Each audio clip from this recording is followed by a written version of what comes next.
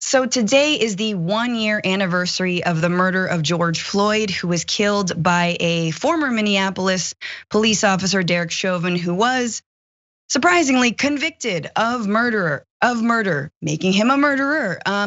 Derek Chauvin, of course, kneeled on the neck of George Floyd for 9 minutes and 29 seconds as onlookers watched in horror. And as terrifying as that moment has been, and as much as we've all been shocked by it, it has only grown a movement. It has only sparked a giant, massive movement that is building on the backs of the Black Lives Matter movement that had been ongoing. And so that is perhaps one of the biggest silver linings of this entire story. But of course, Floyd's family has been in Minneapolis commemorating his murder today.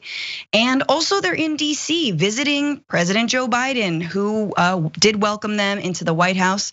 But I wanted to go to this quote from George Floyd's sister, Bridget Floyd, who says, "It's been a long year. It's been a painful year." Bridget Floyd told the crowd, "It's been very frustrating for me and my family and for our lives to change in the blink of an eye, and I still don't know why." And then I also wanted to go to a little clip of George Floyd's girlfriend and Jelani Hussein of the Council on American Islamic Relations, who were speaking outside of St. Paul at a rally commemorating his murder on Sunday. Floyd was my man. He was but one man. And there are so many cases that we need to reopen, not only in this state, in this country, across the world. We all know that.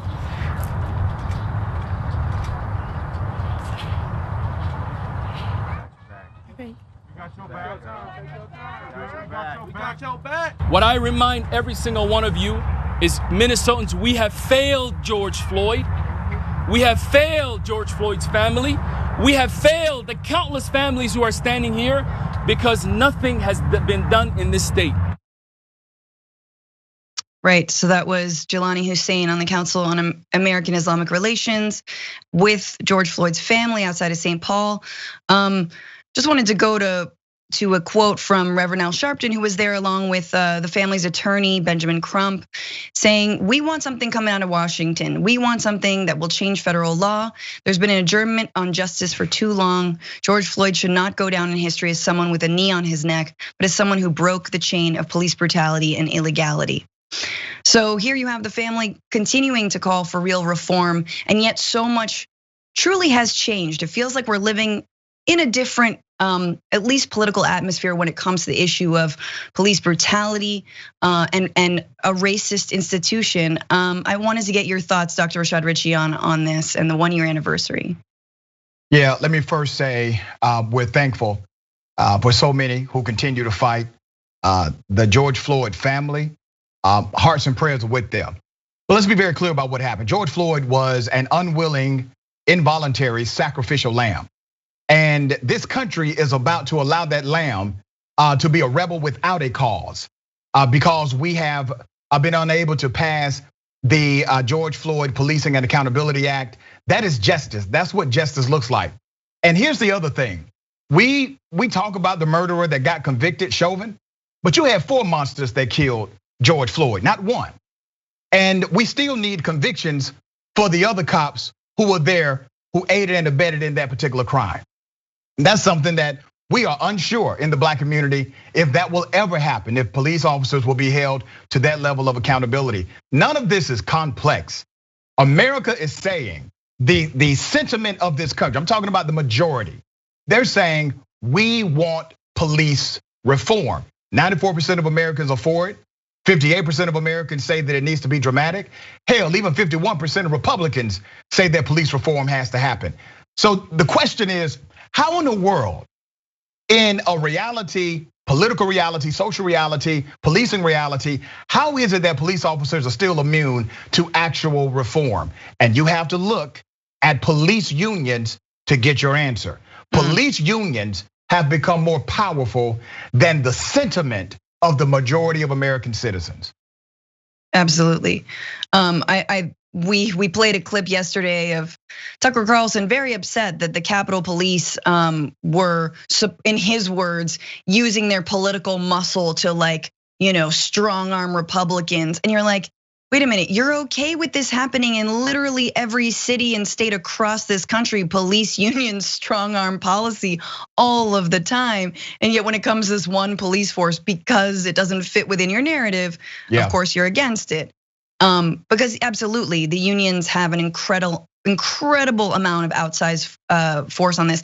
But I also wanted to just say that, like, I do think that, the Black Lives Matter movement, beginning with the murder of Mike Brown in Ferguson and the movement that created, and also, ironically, let's not forget how much police brutality has been done on demonstrators and on peaceful protesters. So in a way, since 2014 to 2021, it's like, cops keep on proving and proving and proving why they have way too much leeway, why they have way too much impunity, why they are violent, why they cannot be trusted to police the streets, especially when it comes to something that no right winger likes to talk about, which is our First Amendment rights and the right to peacefully assemble. And so it does feel like last year and this whole year ensuing, whether or not the politicians are able to get it done on a grassroots, on a cultural level almost, this is a new generation of people who are not gonna stand for another George Floyd, right? Like, and mind you, I mean, we have, I know on the show talked about Ronald Green and some of these, in St. Louis and obviously Breonna Taylor and still not getting justice for her family. But it does feel like there's a sea change. What are your thoughts on that? It's moving in the right direction, but it's still moving way too slow for my like, okay? If we go back to the origin of policing, let's look at one of the first police agencies in America. It was the Slave Patrol. And the Slave Patrol, they took an oath, they were paid, they had a badge, they had a gun, and their job was to literally police black people or runaway slaves and to protect the property and the property assets of whites. When you look at the current rendition of policing in America, it is not that far off from the original design. To police black and brown people and to protect the assets of the affluent or white. That is the cultural dynamic. You can keep training folks all day. You can start creating new policy, which is a good thing and it moves in the right direction. But culture will eat policy alive any day. If you don't change the culture, it doesn't matter what policies you pass, they will figure out ways to overcome the policy in their corrupt, dark rooms in law enforcement. And that's why you have to see a total revamping or reimagining of police to make this work. Ithaca, New York is already doing it. You got Ithaca, New York. They did a study and they realized that 51% of their 911 calls didn't even need a cop. They needed a social worker. So what did Ithaca, New York do?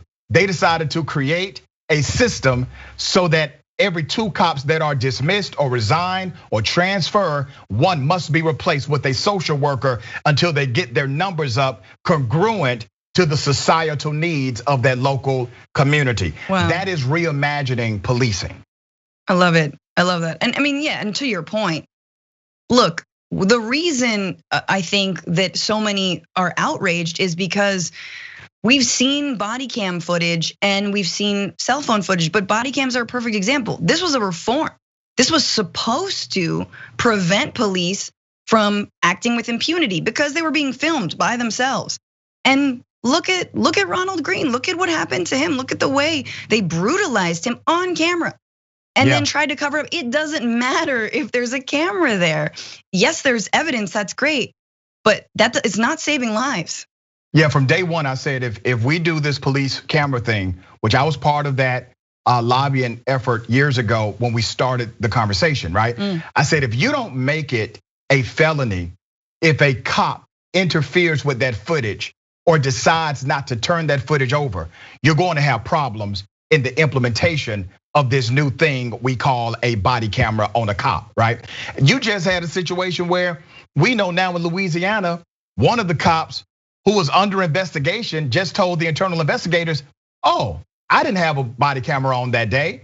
And they just trusted his word for it. 2 years later, when the video footage is leaked of Mr. Green being killed by these cops, it comes out that he in fact did have a body camera. His body camera was on and active. He lied to the internal investigators and they allowed him to get away with it. Why has he not been charged with a felony obstruction, a felony tampering with evidence, a violation of oath of office, filing a false police report? Why has he not been charged with those crimes? I haven't even gotten to the murder yet. I'm talking about the things that we see on video, contrary to what he wrote in that report.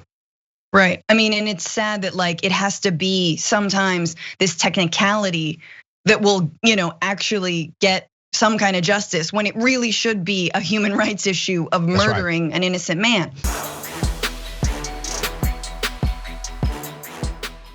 For more political news breakdowns, interviews, stories of activism, and me trying my hardest to care about the occasional big celebrity news story, subscribe to our YouTube channel at youtube.com/thedamagereport. And you can ring the bell wherever it is so you don't miss anything.